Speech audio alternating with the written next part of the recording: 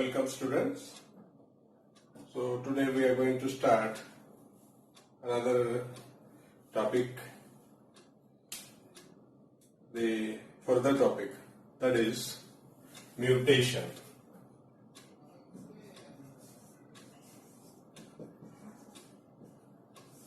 Okay. Mutation is the change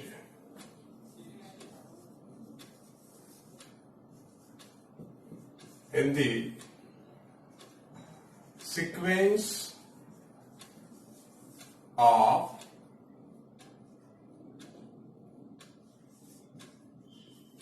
genetic material.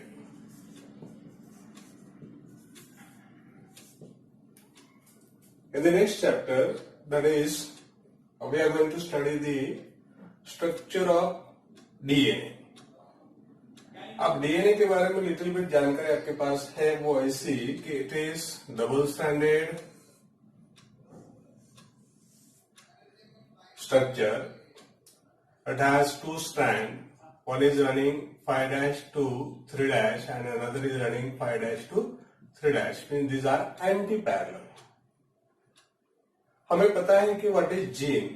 तो gene is the segment of DNA. DNA का segment है ऐसा कि जहां पर न्यूक्लियोटाइड्स आर प्रेजेंट.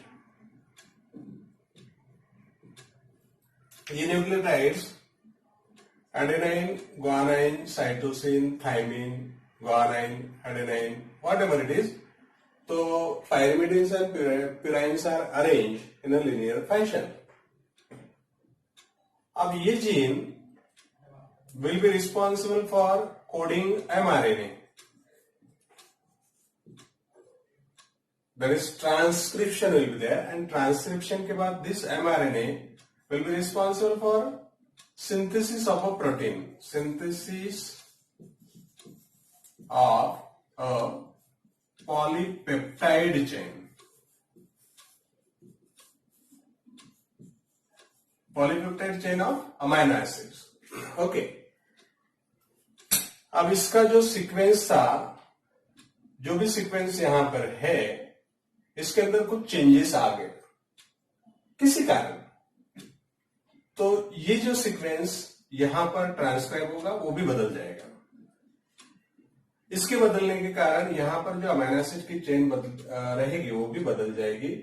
तो इसकी वजह से जो पॉलीपेप्टाइड चेन सिंथेसाइज होगी that will be different. It may be faulty. ऐसे कंडीशन को म्यूटेशंस के. इट मीन्स जितने भी ऑफस्प्रिंग में वेरिएशंस आते वो रिकॉम्बिनेशन की वजह से भी आ सकते.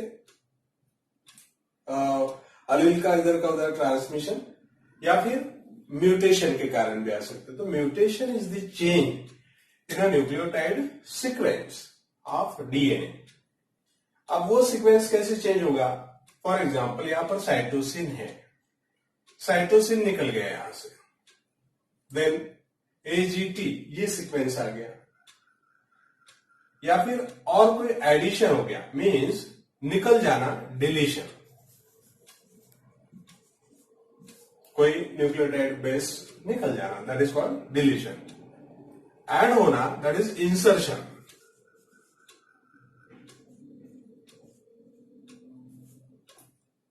किसी भी कारण अगर चेंज आता है that is called as mutation. Okay, उस चेंज का नाम है म्यूटेशन.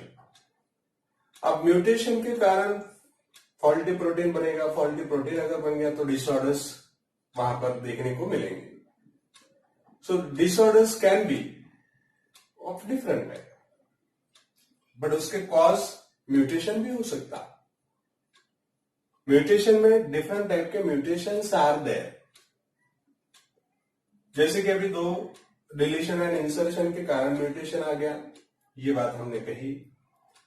उसके बाद ये डिलीशन या इंसर्शन किसके कारण हुआ? तो ये डीएनए मटेरियल ड्यूरिंग माइटोसिस या फिर मियोसिस के दौरान ये डबल बन जाता. डबल बनते समय मीन सिंथेसिस ऑफ डीएनए हो रहा. सो डीएनए सिंथेसिस के टाइम अगर वो कुछ चेंजेस वहां पर आ गए तो डिलीशन हो सकता या फिर इंसर्शन हो सकता, जीन म्यूटेशन। क्रॉसिंग ओवर के टाइम में भी some changes can be there, कोई बेस पेयर निकल गया, कोई बेस पेयर आ गया, म्यूटेशन इज देयर। बट इसके पीछे जो कॉज है, किसके कारण हुआ, तो it can be chemical, it can be physical cause, जो भी कॉज है उसको म्यूटाजेंस कहते हैं, म्यूटाजेंस।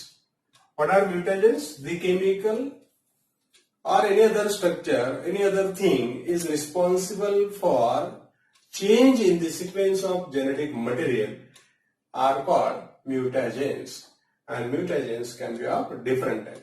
So इस चैप्टर में जो हम पढ़ रहे म्यूटेशन के बारे में, वो बहुत ही लिमिटेड बात हमें पढ़नी है, बिकॉज ये नेक्स्ट चैप्टर में, चैप्टर नंबर 6 में 6.6.1 वहां पर म्यूटेशन नाम का एक सेपरेट टॉपिक है कि जहां पर हमें विथ एग्जाम्पल पढ़ना है व्हाट इज म्यूटेशन। और इस टॉपिक के दौरान अगर हमने डिटेल वहां पर ले लिया विल बी कंफ्यूज कि इस चैप्टर का मटेरियल है, so that we don't have any detail information about mutation here. But mutation का मीनिंग मैंने आपको समझाया है कि जेनेटिक मटेरियल के अंदर जो न्यूक्लियोटाइड बेसिस होते हैं उनमें चेंजेस आना, उनका स्ट्रक्चर पहले जैसा था वैसा नहीं है, कॉज कैन बी डिलीशन और इंसर्शन, और ये होने के लिए जो केमिकल थिंग या फिजिकल थिंग रिस्पॉन्सिबल है उसको म्यूटाजेंस कहते हैं। Okay, so this is about the mutation. Mutation के कारण बहुत सारे चेंजेस आ जाते और वो चेंजेस फिर फिनोटिपिकली हमें दिखाई देते in case of human being. So number of things are there कि which we are going to see कि क्या क्या केसेस जिनके हैं, एग्जाम्पल के तौर पर हमें देखने, मेरे डिटेली एग्जाम्पल फेनिलकीटोन्यूरिया है, सिकल सेल एनीमिया है, ऐसे जो म्यूटेशंस के कारण जो डिसऑर्डर्स आ गए उनका डिटेल पढ़े हमारे आगे के सेगमेंट में है। ओके, अभी तक के लिए इतना ही। अब ये अभी तक मैंने आपको होमवर्क नहीं दिया, होमवर्क कब दूंगा? जब ये टॉपिक अभी नियर अबाउट कंप्लीट हो जाएगा तब, because some questions are intermingle, यहाँ का सीक्वेंस वहां पर, वहां का सीक्वेंस यहाँ पर है, इसलिए हमें कंबाइन वर्क अगर करना है तो फुल टॉपिक कंप्लीट करने के बाद मैं आपको होमवर्क दे दूंगा। ओके, तब तक के लिए गुड बाय।